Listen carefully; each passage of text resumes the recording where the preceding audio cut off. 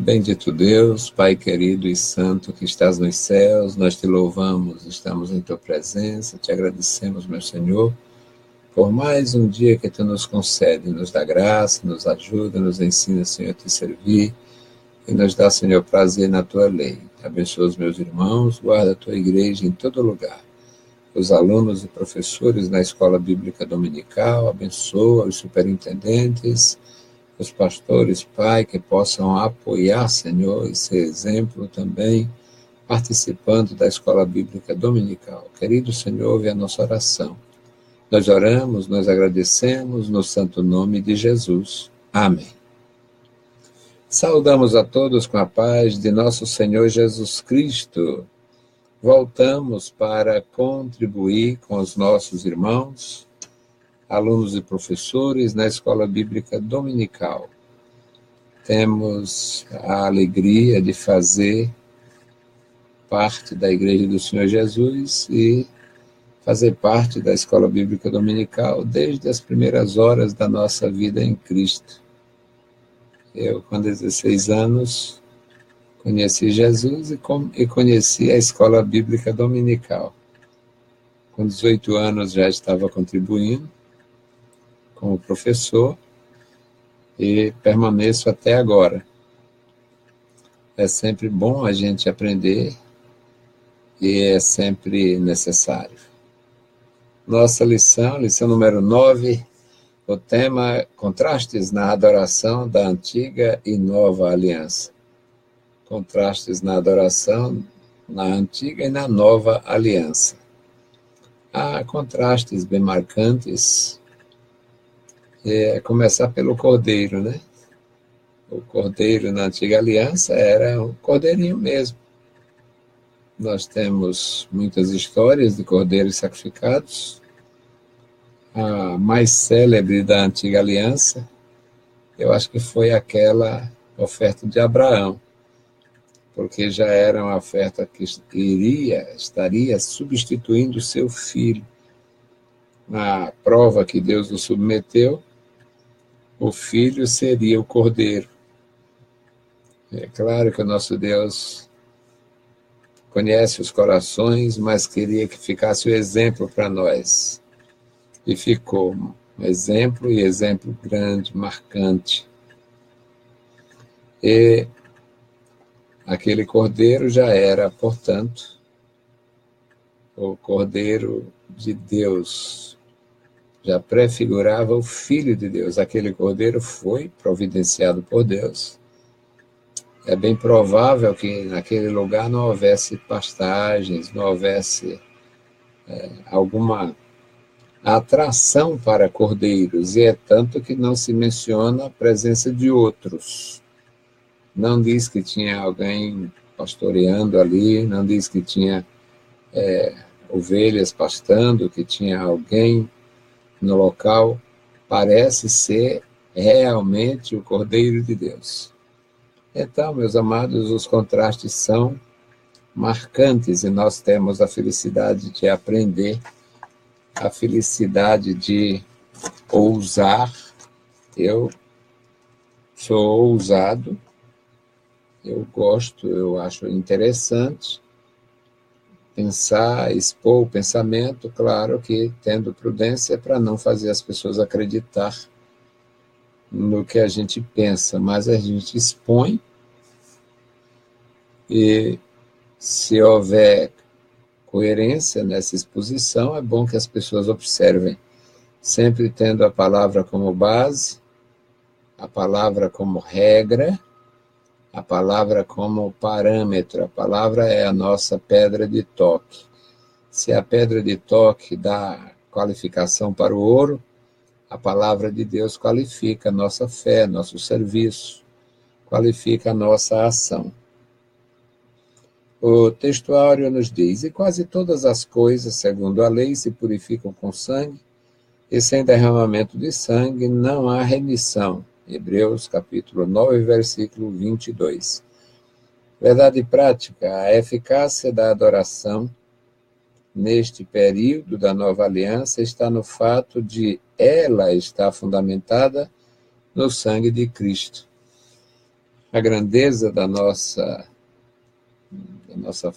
segurança, o que faz, o que reveste de importância a nossa fé, na verdade, são os fundamentos. Nós não temos uma fé aprendida de uma hora para outra. Agora, tem gente que vai fundamentar sua fé na novela. Ontem eu estava vendo, de passagem, que eu não tenho muito tempo para ficar na TV, mas eu estava vendo de passagem e parecia uma reportagem Parecia uma reportagem. E, de repente, caiu a ficha, eu morei que era... entendi que era a chantagem a rede do bispo, e dando a entender que tinha aparecido duas pessoas estranhas em Jerusalém, e as autoridades estavam apreensivas, preocupadas e tal, não sei o quê. Graças a Deus que a minha mulher não assiste a esta desgraça. E ela mudou logo de canal, e eu poderia até ver, para quando chegasse aqui, ou quando, em algum momento, mencionar com mais detalhe, com alguma segurança, mas partindo daquela seara, daquela ratazana, daquela maldição, não se pode esperar nada que sirva. Portanto, é uma cena de novela, como se fosse uma coisa correta, uma coisa real, e eu não tenho a menor dificuldade de ser, com essa idade, com o cabelo branco assim, a cara amassada, absolutamente experimentado em maus tratos e desprezos. Eu vou me preocupar com mais um ou menos um? Não vou. Então, é para poder expor. Para otário de igreja, para idiota de igreja, que as igrejas estão lotadas de idiota. Até na nossa tem. E eu digo até na nossa porque eu ensino de manhã, de tarde e de noite. Eu ensino frequentemente. E não ensino por dinheiro, não ensino para aparecer, não ensino para me sobressair, eu ensino por necessidade, para não produzir crente idiota. Mas as igrejas estão lotadas de idiotas. E as seitas só têm idiotas. Pouquíssima exceção de alguém que está lá por acaso e vai sair. Então, para idiota, aquilo é uma armadilha, porque usa a Bíblia Sagrada, usa uma linguagem bíblica ou espiritual, ou quem sabe espirituosa, e dá ares de verdade para cenas inventadas. Mas nós temos o conforto de conhecer a Bíblia Sagrada, de conhecer em parte a palavra de Deus, pela sua profundidade só conhecemos em parte, e reprovar esse tipo de coisa com absoluta tranquilidade. Eu reprovo,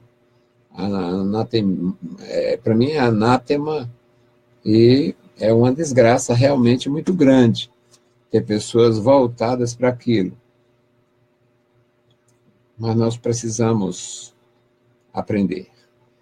Eu quero fazer a leitura em classe, Hebreus capítulo 9, versículos de 1 a 5, depois 14, 15, 22 a 28. Tem umas quebradas aqui que eu não faria se fosse eu o produtor da revista, o escritor da revista.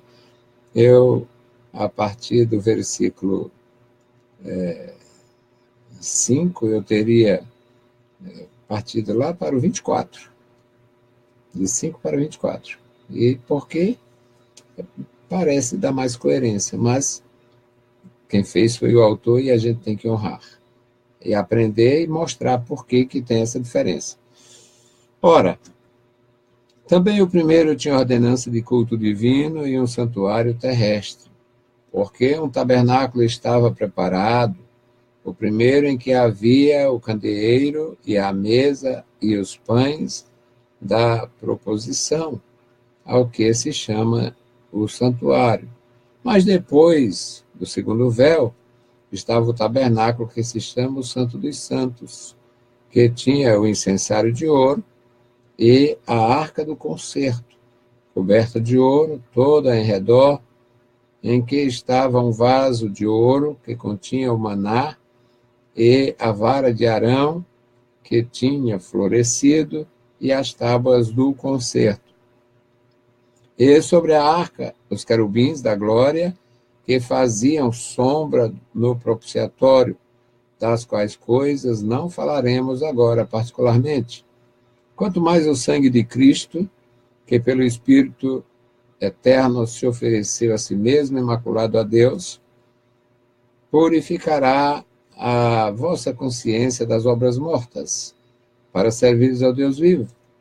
E por isso é mediador de um novo testamento, para que, intervindo a morte, para a remissão das transgressões que havia debaixo do primeiro testamento, os chamados recebam a promessa da herança eterna. E quase todas as coisas, segundo a lei, se purificam com sangue, e sem derramamento de sangue não há remissão.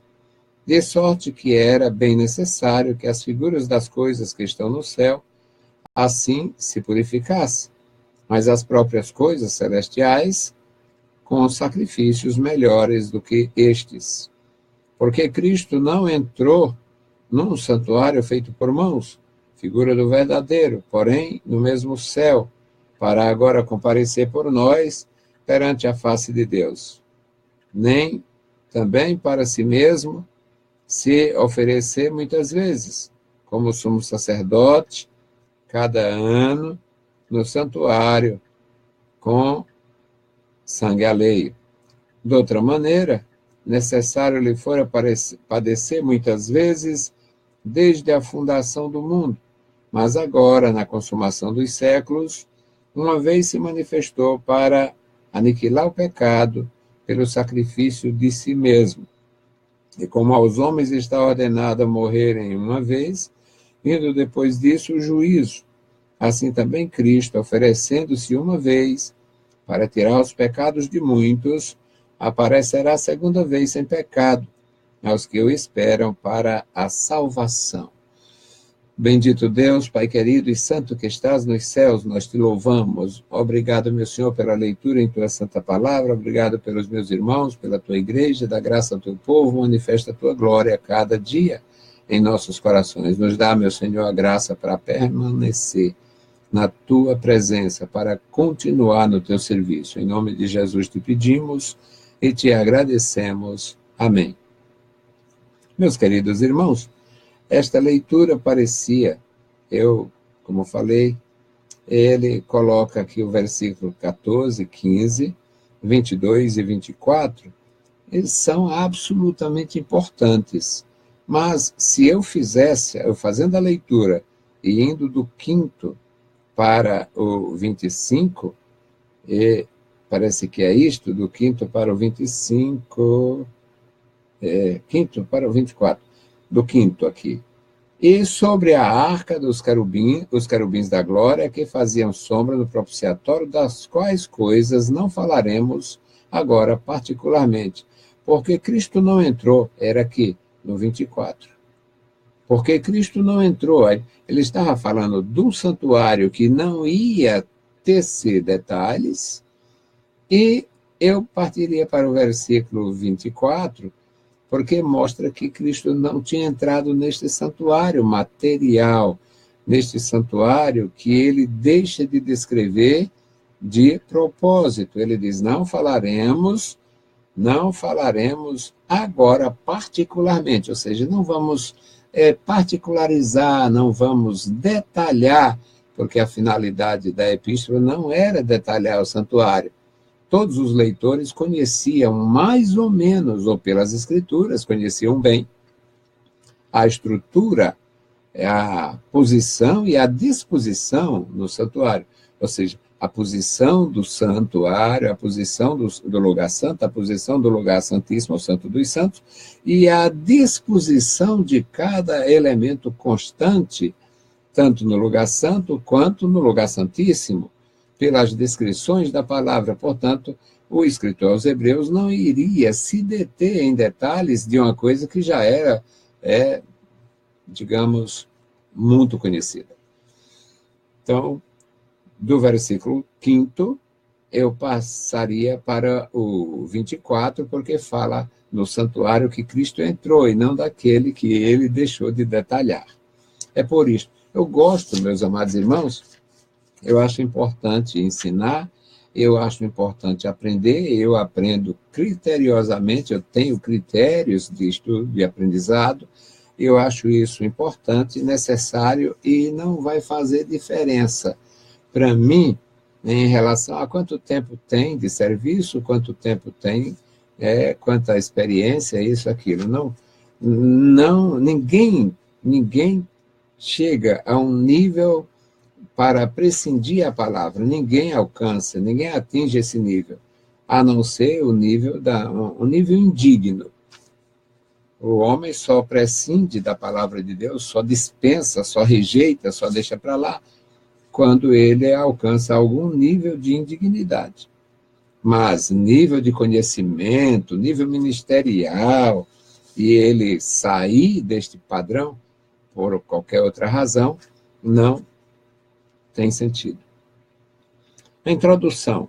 Ao falar do tabernáculo como local de culto na antiga aliança, o autor sagrado detalha alguns dos seus principais utensílios. Ele mostra que tem em mente o culto quando usa a palavra grega latreia.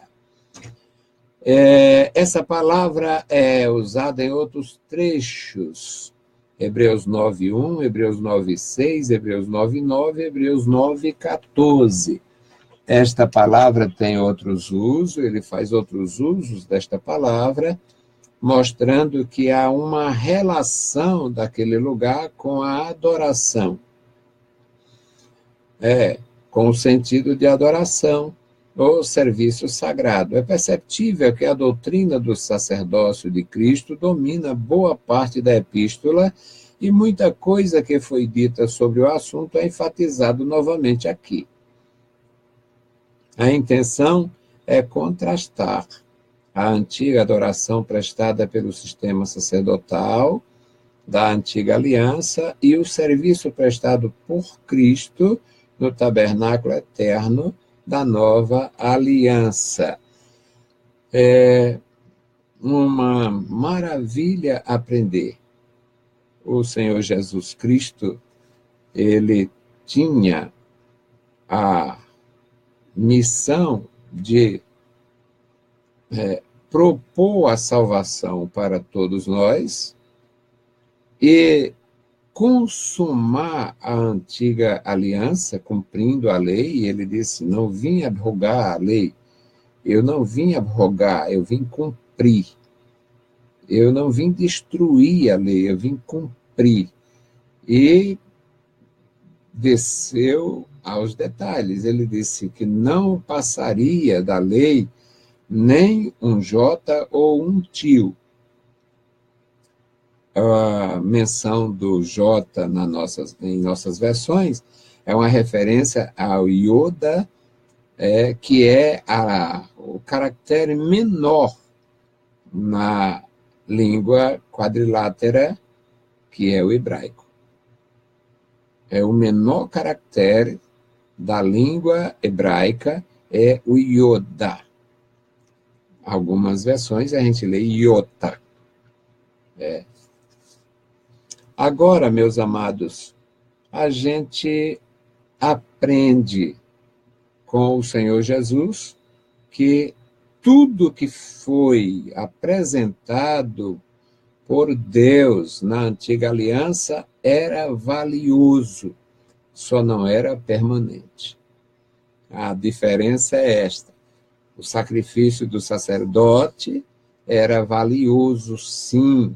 Ele quebrava um ciclo de indiferença, de distanciamento, de pecado, de isolamento e aproximava as pessoas de Deus através do sacrifício e da participação no santuário. Era importante, sim.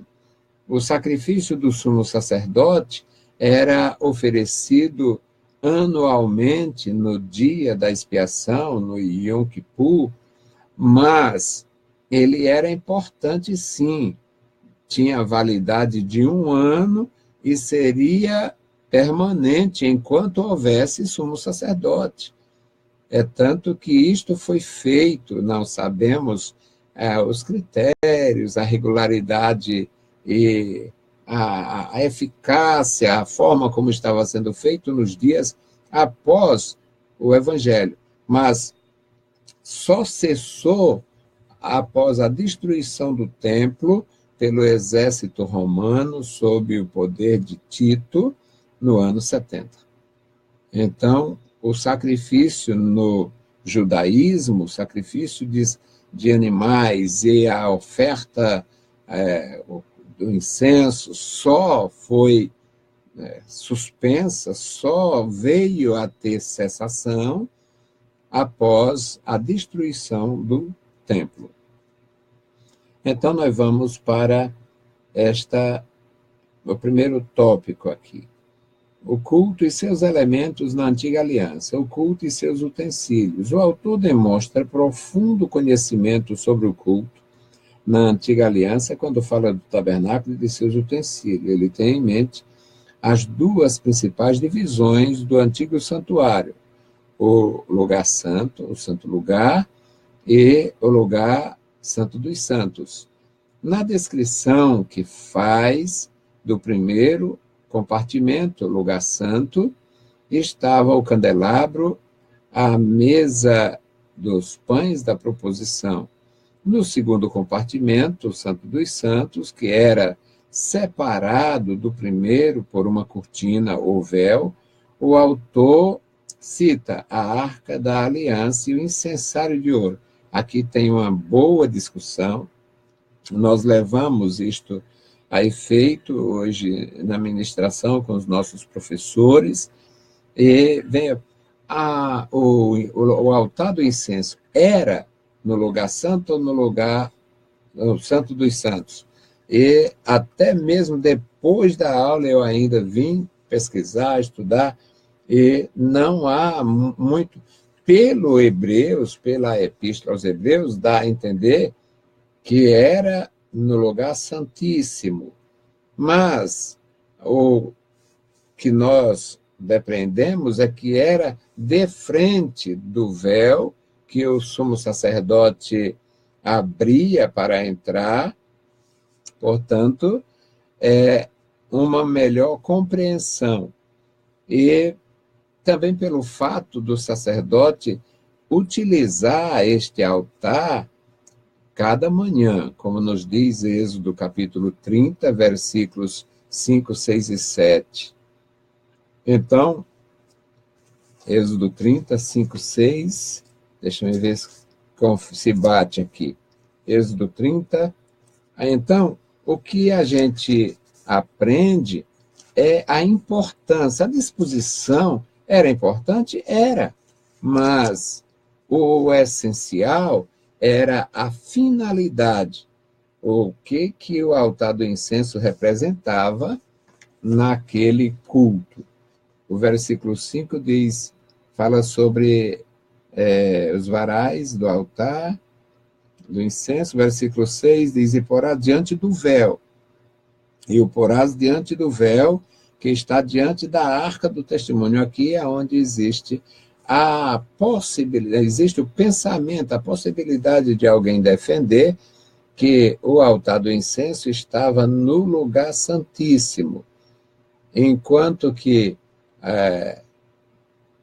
o ideal é admitir que ele estava em última posição no lugar santo para adentrar o lugar santíssimo. Era de frente do véu. Portanto, nós não temos muitos detalhes, até porque a destruição da história de Israel, a destruição do templo na época do Nabucodonosor, que também destruiu documentos, registros, foi quando se perdeu a pronúncia do nome do Senhor, que nós admitimos que seja Yahvé, mas não se sabe. Há uma possibilidade de ser Yahvé, e há uma impossibilidade de ser Jeová. Jeová nunca seria, jamais foi Jeová.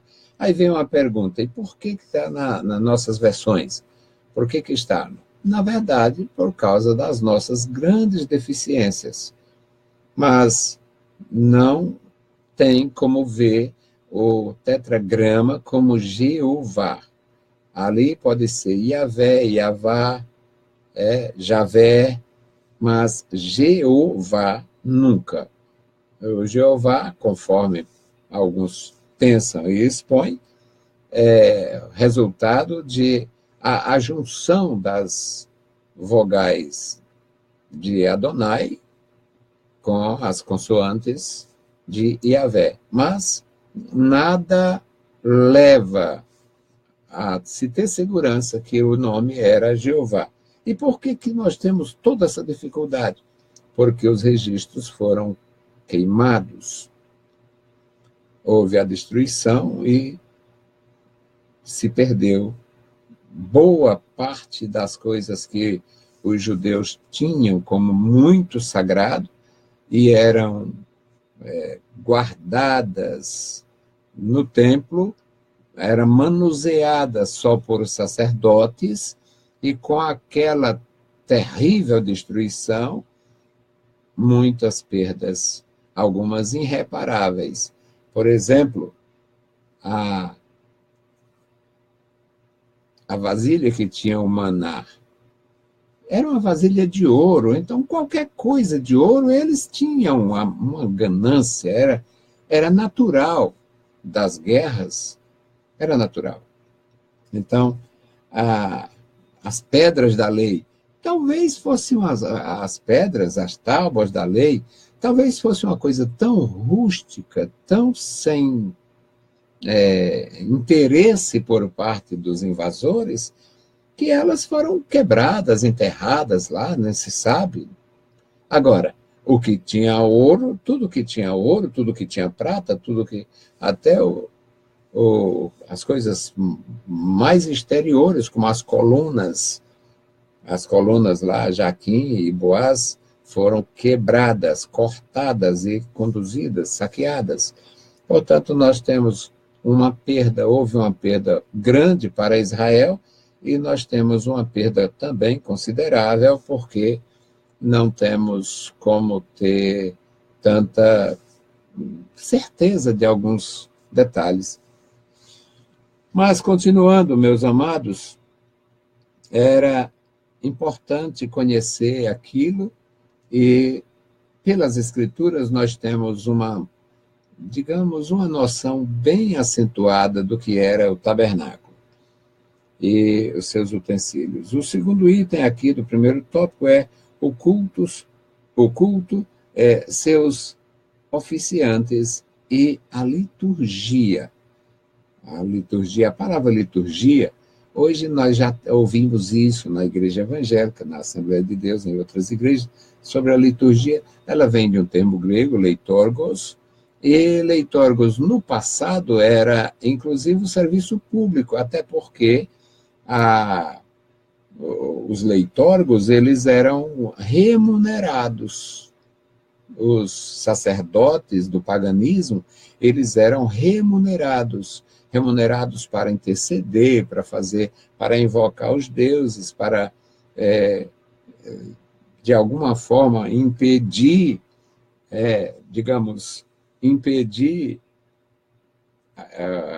através de agouros, através de...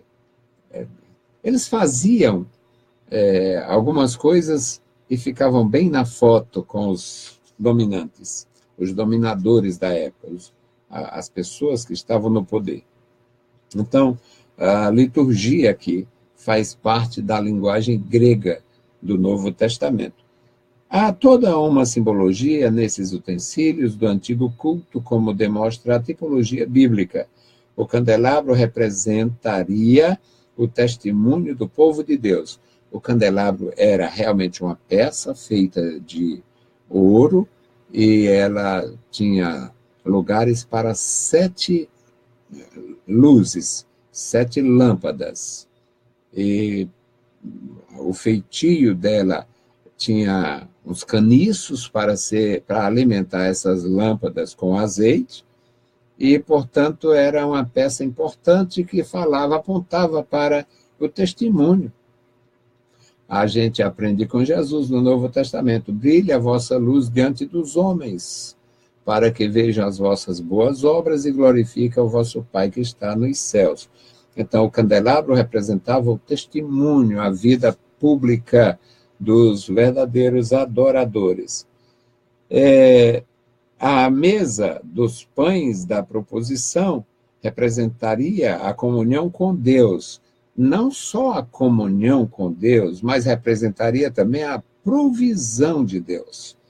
Não só a comunhão, mas comunhão e provisão, tendo em vista aqueles pães serem comidos, consumidos pelos sacerdotes na presença de Deus, e só eles deveriam comer. Também aprendemos com Jesus, quando seus discípulos foram criticados, incluindo ele, Jesus sofreu críticas também, porque os discípulos estavam comendo sem observar o ritual de lavar as mãos, sem fazer abluções. E quando sofreram críticas, e Jesus disse: vocês nunca leram o que o Davi fez quando teve fome? Porque o Davi, ele contou uma história mal contada lá, na sua necessidade, na sua fome, e ele levou pães tirados do lugar santo, lá do lugar da presença de Deus, os pães tirados da mesa dos pães da proposição, para o alfoge lá, para o boraná do Davi, e não era lícito eles comerem, ali era uma porção sacerdotal. Portanto, isso aqui também representa, além da comunhão, a provisão de Deus. O altar do incenso representaria a oração, sim, a oração. O incenso queimado naquele altar, ele indicaria, representaria as nossas orações subindo com um cheiro suave para o Senhor. E a arca do concerto, ela representava a presença de Deus, porque dentro da arca estavam as palavras de Deus e em cima da arca estava o propiciatório, com a representação de 2 querubins, representando o ambiente santo, e Deus falava dali, conforme nos diz em sua palavra. E eu não deixo nunca de dar uma instrução a mais. O catolicismo, com a sua idolatria doentia e maligna, diz que o fundamento são aqueles querubins que tinha no santuário, e a cobra lá, a serpente que o Moisés fez. E não tem sentido. E todos eles sabem disto, só não diz porque gostam de enganar. Vivem para iludir as pessoas e fazem isso com maestria. Mas a serpente de bronze foi feita para que as pessoas reconhecessem a autoridade de Moisés. Eles murmuraram contra Moisés, pecaram contra Deus, murmuraram contra a liderança, e veio uma praga de serpentes no deserto. Deus mandou o líder que eles criticavam e rejeitavam, reprovavam e tinham tentado apedrejar, fazer uma serpente de bronze na cor das serpentes que apareciam lá na área avermelhada e colocar lá no alto, numa haste, para as pessoas que fossem mordidas de cobra, no lugar de tomar vacina, soro antiofídico, olhava para aquilo lá, que também aponta para Cristo, e ele usou, e ele disse, Jesus disse: assim como Moisés levantou a serpente no deserto, importa que o Filho do Homem seja levantado. Então, não tem nada a ver com a Nossa Senhora do Ó, Nossa Senhora Desatadora de Nó, não tem nada a ver com as imagens de escultura e o vício satânico de iludir pessoas com idolatria. Tem nada a ver. E quanto aos querubins que o Senhor mandou botar sobre a tampa da arca, que chama-se propiciatório, nunca judeu nenhum viu, a não ser o sumo sacerdote uma vez por ano. Portanto, não tem nada a ver e não dá para comparar. Só gente infiel, indecente e perversa é que faz a comparação.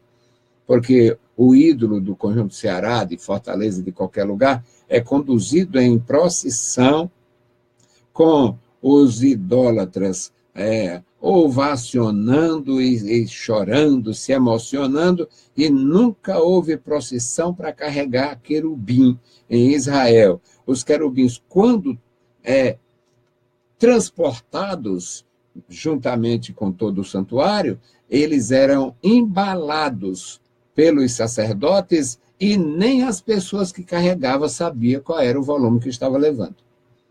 Então, mais uma lição, porque a gente ensina incansavelmente.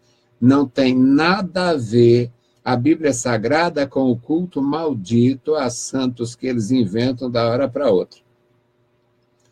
Então, concluindo este primeiro tópico, meus amados, aqui a arca representava a presença de Deus. Todavia, o autor não se detém nos detalhes dessa tipologia.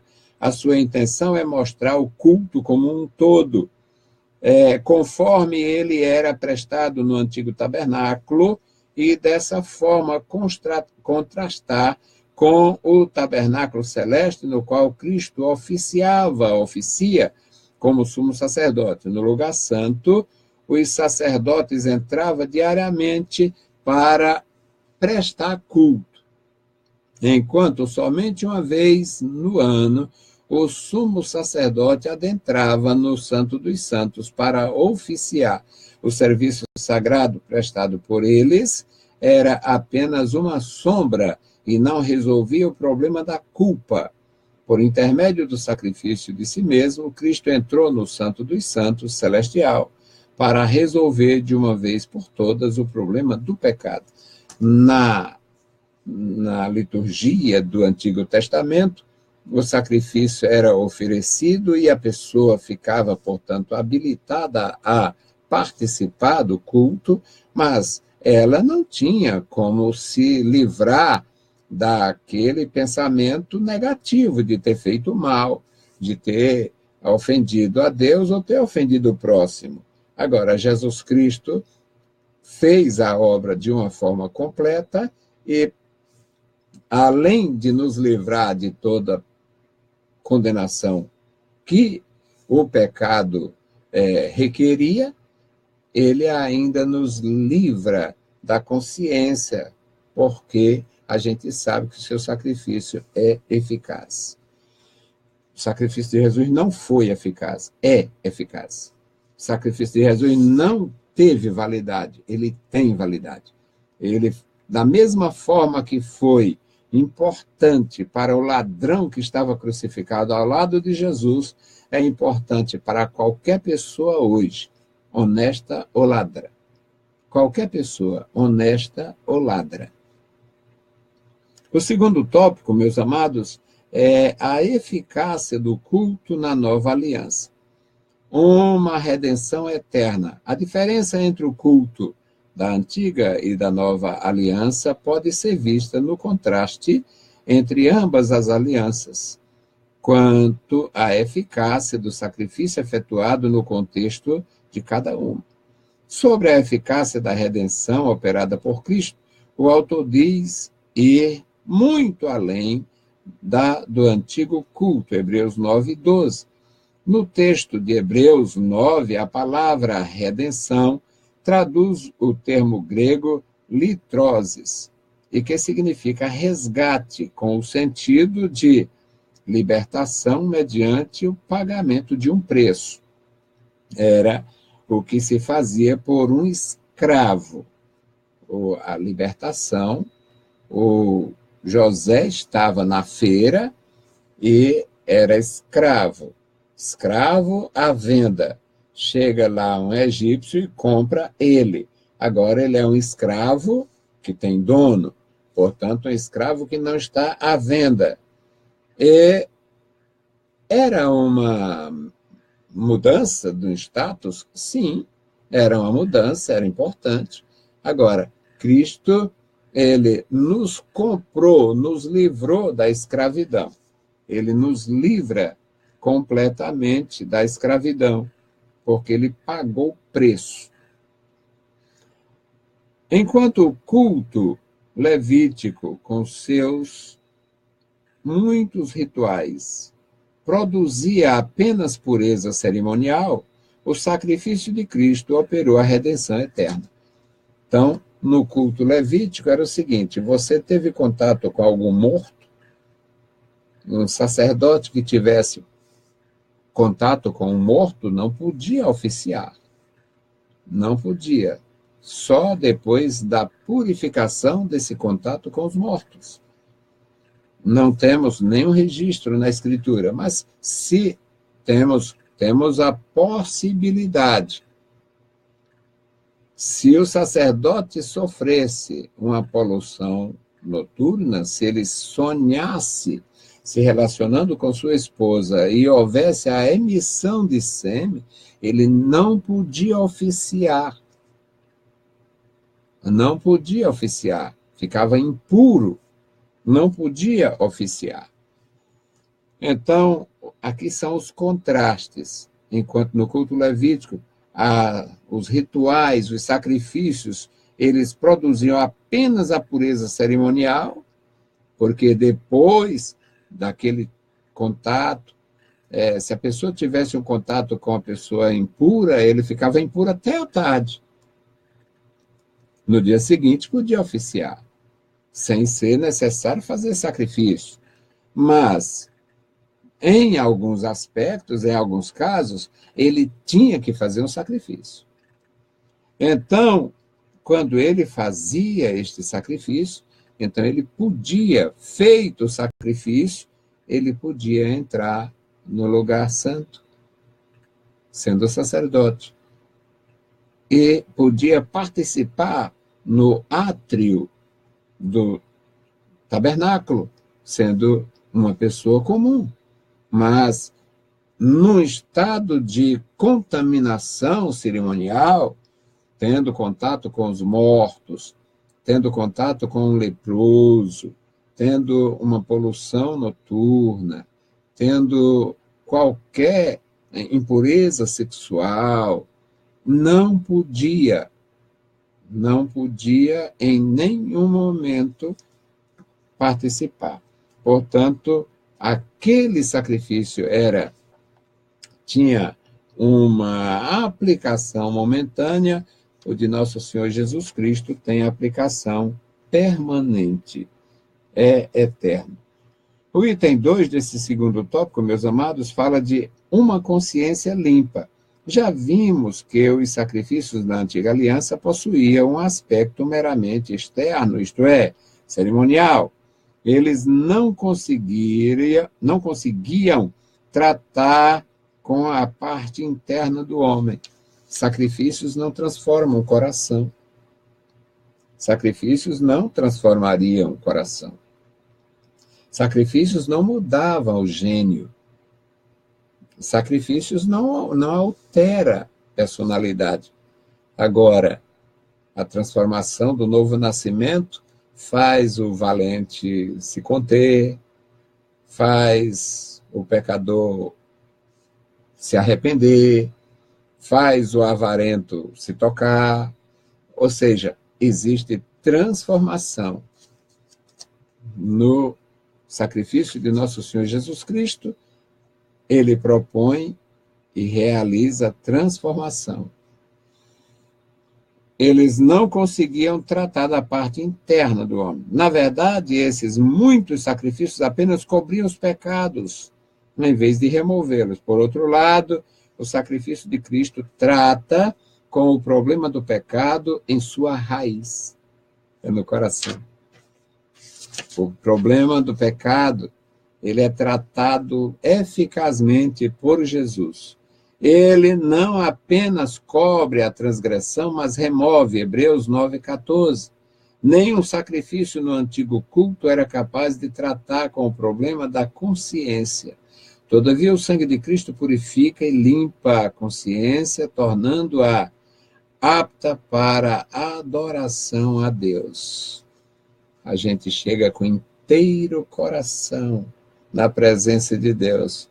É maravilhoso, porque você, eu, qualquer um, às vezes não tira tempo para orar e fica ali, vai ficando meio encaliçado.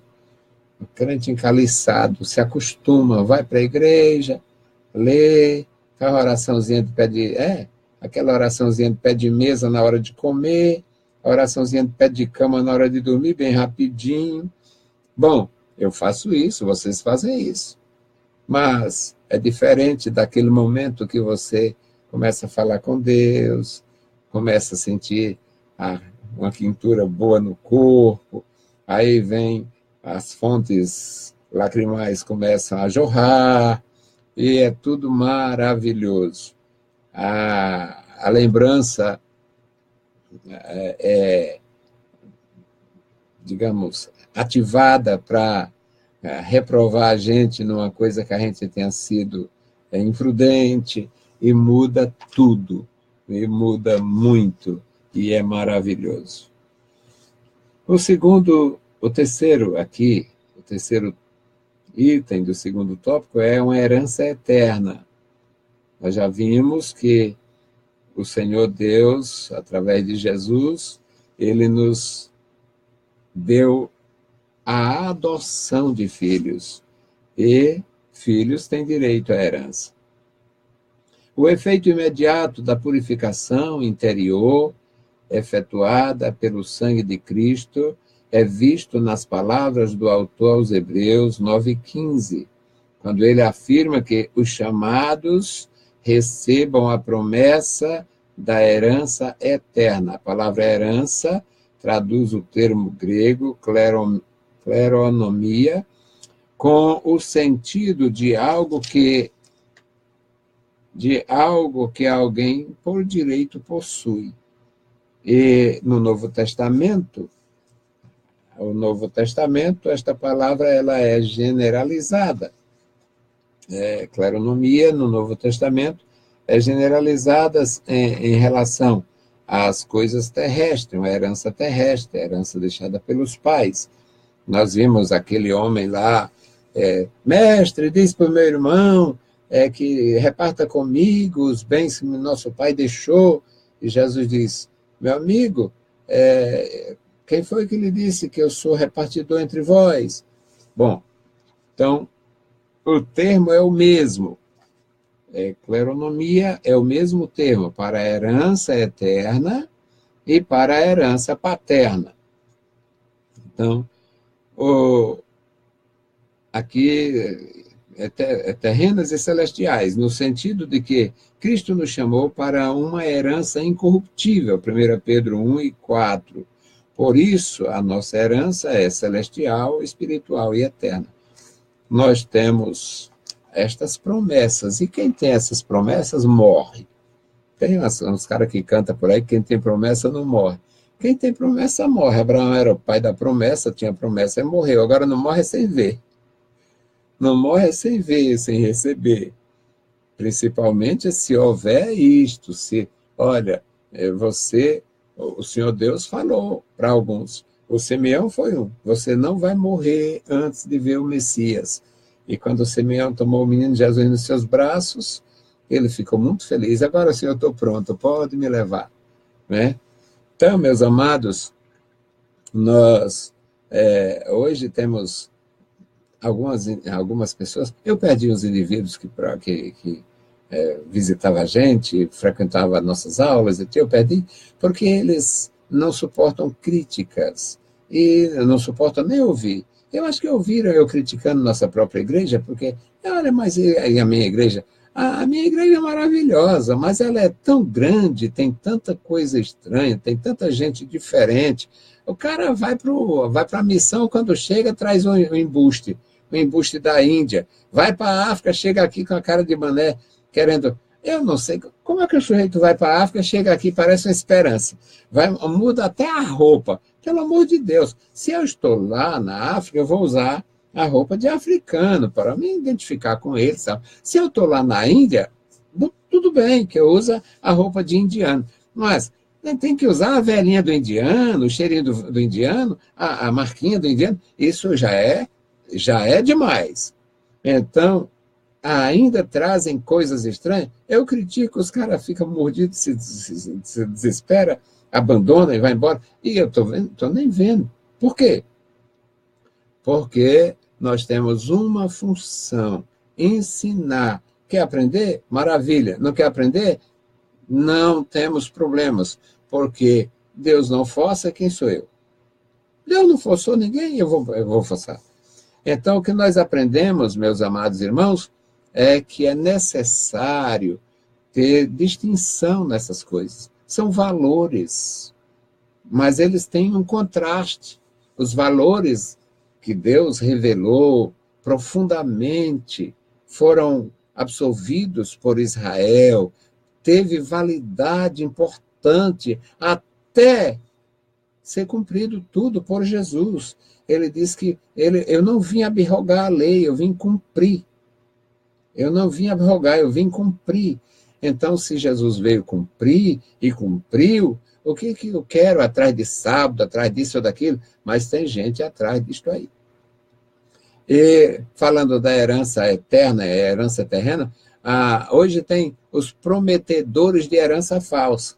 Estão prometendo o melhor desta terra para mim, para você. É mentira. O nosso Senhor Jesus Cristo não prometeu o melhor de terra para ninguém. Ele prometeu, ele nos avisou, não foi uma promessa, mas ele nos advertiu que no mundo nós teríamos aflição, mas tivéssemos bom ânimo, e ele venceu o mundo, nós venceríamos, e fez uma promessa solene e celeste. Ele disse: aquele que vencer se assentará comigo no meu trono, assim como eu venci e me sentei com meu Pai no seu trono. Portanto, as nossas promessas são promessas de herança celestial. Nossas promessas são de herança celestial e não promessas aí de outra forma. Então, é bom aprender, é bom ter sucesso, eu sei que é bom, pelo menos imagino. É bom prosperar, é bom progredir, e eu incentivo o meu pessoal, digo: olha, estudem, loteria de pobre é estudo. Estude para enricar. Nem sempre dá certo. Mas alguns conseguem, passam em concurso, arranjam empregos bons, as coisas se tornam mais fáceis. Agora, promessa de riqueza, disso, daquilo, bens materiais, o Senhor Jesus não fez. Se ele conceder, é pura bondade. O terceiro tópico, meus amados, a singularidade do culto da nova aliança, santuário celeste. O tabernáculo terrestre era um tipo do santuário celeste, onde Cristo oficia como sumo sacerdote, Hebreus 9, 24. O culto na antiga aliança, com seu santuário terrestre, era apenas uma sombra, da qual o santuário celeste é a realidade. O verdadeiro modelo de adoração não pode ser visto olhando para a terra, mas para o céu. Se a adoração no antigo santuário, apesar de suas inúmeras limitações, teve o seu valor, que dizer, então, da adoração que toma conta, que toma como ponto de partida o santuário celeste? Que fazer, que dizer, então, se adorar no monte, como a mulher samaritana disse ao Senhor Jesus: olha, vocês dizem que em Jerusalém, nossos pais nos ensinaram que era aqui. E a gente fica nesta dúvida. E aí Jesus diz: vai chegar um momento que nem em Jerusalém, nem em lugar nenhum, nem aqui. Nem aqui, nem em Jerusalém. Porque o Pai procura adoradores que o adorem em espírito e em verdade. O Pai procura tais adoradores. Portanto, meus amados irmãos, é importante para nós, é maravilhoso para nós aprender na palavra de Deus. As lições que o Antigo Testamento nos transmite, elas são muito importantes, só não são superiores. O segundo item deste último tópico é um sacrifício superior. O serviço prestado pelos sacerdotes no antigo culto é contrastado com aquele realizado por Cristo na nova aliança. Cristo, ao contrário dos sacerdotes, não necessitou repetir o seu sacrifício, nem tampouco fazê-lo por meio de sangue alheio. O sacerdote era limitado, era falível, era pecador. E o sacerdote usava sangue de animais. Eu quero louvar a Deus pela bondade, porque uma pessoa, um carneiro, sem nenhuma consciência, sem nenhum conhecimento, por se tratar de um animal, um carneiro substituiu o sacerdote, um carneiro substituiu o agricultor, um carneiro substituiu o pai de família, um carneiro substituiu o comerciante lá, o judeu mercador, um carneiro substituiu um soldado, um carneiro substituiu o rei, ou seja, é motivo de glorificação, porque Deus já estava ensinando que diante dele todos são iguais. Um carneiro resolvia o problema do pecado, pelo menos para habilitar aquela pessoa a adentrar no lugar santo. Então, louvado seja Deus pela sua bondade, que para acobertar a nossa vida, para dar cobertura à nossa vida, para renovar um fio de esperança em nossa existência, aceitam bode, aceitam cordeiro, um cabrito, um boi, de quem podia oferecer um bovino. Mas isso tudo é muita bondade. Então, louvado seja Deus pela sua bondade. Então, aqui é a superioridade. O serviço prestado pelos sacerdotes, ele é contrastado nesse sentido. O culto no Antigo Testamento tinha esse valor. O concerto o culto no Antigo Testamento era imperfeito. No Antigo Concerto era imperfeito, porque seus sacerdotes eram imperfeitos, da mesma forma que eram imperfeitos os seus sacrifícios. Sacrifício de um animal. Vai lá no chiqueiro das cabras, traz um cabrito. Vai lá no aprisco das ovelhas, traz um cordeiro. Vai lá no curral das vacas, traz um bezerro. Não havia perfeição nessas vidas animais, mas havia a bondade de Deus em aceitar a representatividade da gente, da pessoa, por aquele animal que fosse trazido. O verdadeiro culto em tudo superior só foi possível porque o Cordeiro de Deus se deu em nosso lugar. O Cordeiro de Deus, Jesus Cristo, se ofereceu em nosso lugar. Agora, no sacrifício de Jesus, que teve validade para alcançar o Adão, Jesus Cristo é o Salvador de todos os homens. Jesus Cristo é o Salvador do Adão, Salvador da Eva, Salvador do Abel. Jesus Cristo é o Salvador de Maria, sua própria mãe, humanamente falando. Jesus Cristo é o Salvador de seus irmãos, do Pai que o criou com amor. Jesus Cristo é o Salvador de todos os homens. E o seu sacrifício é superior a todos os sacrifícios. O último item aqui, meus amados, fala uma promessa gloriosa. O autor encerra a sua exposição sobre o culto na Antiga e Nova Aliança com uma promessa. Assim também Cristo, oferecendo-se uma vez para tirar os pecados de muitos, aparecerá segunda vez, sem pecado, aos que o esperam para a salvação. Hebreus 9, 28. O autor de Hebreus resume bem a mensagem do texto sobre a obra de Cristo, quando diz que o nosso Senhor se manifestou para aniquilar o pecado pelo sacrifício de si mesmo, Hebreus 9, 26. Ou seja, ninguém seria capaz, ninguém poderia fazer. Por quê? Porque todos pecaram. Todos pecaram. Todos, de alguma forma, se distanciaram, ficaram carentes da glória de Deus e do perdão de Deus.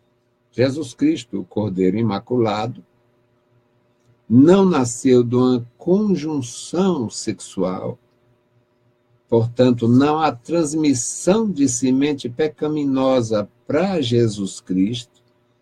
Ele foi gerado pelo Espírito Santo. É um mistério grandioso e didático. Ensina que todos pecaram e Jesus Cristo ofereceu a solução para todos os que querem. Louvado seja Deus. Então, o autor aos Hebreus resume isto muito bem. Agora se manifestou para aniquilar o pecado pelo sacrifício de si mesmo, Hebreus 9, 26. Agora comparece por nós no céu, Hebreus 9, 24. Mas um dia aparecerá para nos levar ao seu lar, e nosso lar. Ele disse, na casa de meu pai há muitas moradas, e eu vou preparar lugar. E voltarei e vos levarei para mim mesmo. Portanto, nós temos promessa solene, não é do bem, o melhor desta terra, não. Não é a terra que manda leite e mel, que essa promessa era para Israel. Hoje tem os usurpadores da promessa de Israel. Mas, na grande maioria, são seitas imundas, fraudulenta ou crente imaturo. Alguns podem ser honestos, podem ser fiéis, mas são neófitos, imaturos. E, diferente disso, é corrupção espiritual. Esses três tempos da salvação têm como base a sua obra consumada na cruz do Calvário. Portanto, nós fomos abençoados em tudo por Jesus Cristo, no seu ministério, na sua missão de nos reconciliar com Deus. A conclusão diz: o autor conseguiu seu objetivo ao contrastar a adoração na antiga e na nova aliança. A adoração antiga era terrena, imperfeita, transitória, incompleta. Por outro lado, a adoração no novo pacto se firma em princípios celestiais, eternos e perfeitos. Não há, pois, como adorar a Deus de uma forma agradável, tomando por base os rudimentos desta dimensão terrena. Nossa adoração é superior porque nosso Senhor encontra-se entronizado acima dos anjos, acima das estrelas, acima das mais altas nuvens. Aquela velha ambição do querubim que foi empurrado de lá para baixo. O querubim disse: eu subirei acima das estrelas e edificarei o meu trono e serei semelhante ao Altíssimo. E pereceu. Agora, o nosso Senhor Jesus Cristo está entronizado e nós temos o benefício da sua missão. Que Deus possa abençoar os meus amados irmãos. Você que é professor, se dedique mais. Você que é aluno, se dedique mais. E você que tem alguma atividade ministerial, não perca a Escola Bíblica Dominical. É uma grande ajuda na nossa vida cristã, em todos os momentos, e é muito bom que a gente tenha exemplo, seja exemplo. A escola bíblica dominical é muito boa, por que você não vai? Pastor que não vai para a escola bíblica dominical perde a moral para incentivar. Deus abençoe os meus amados irmãos. Bendito Deus, Pai querido e santo que estás nos céus, nós te louvamos. Muito obrigado, meu Senhor, pela tua igreja. Obrigado pelos meus irmãos, obrigado pelos nossos internautas, obrigado, meu Senhor, pelo teu povo, obrigado pela tua igreja, obrigado pelos nossos alunos, pelos nossos professores, pelos nossos ajudadores na congregação. Querido Pai, obrigado pelos nossos ajudadores no rádio, Senhor. Abençoa, meu Senhor, nas duas emissoras, toma em tuas santas mãos as nossas vidas e nos dá mais graça, mais coragem, mais disposição e os meios. Querido Senhor, ouve a nossa oração. Nós te oramos e te agradecemos em o santo nome de Jesus. Amém. Saudamos a todos com a paz de nosso Senhor Jesus Cristo. Se o Senhor permitir, voltaremos na próxima sexta-feira com mais uma gravação do programa EBD na web. Deus os abençoe, leiam a Bíblia Sagrada e a graça de nosso Salvador repouse sobre vós. Amém.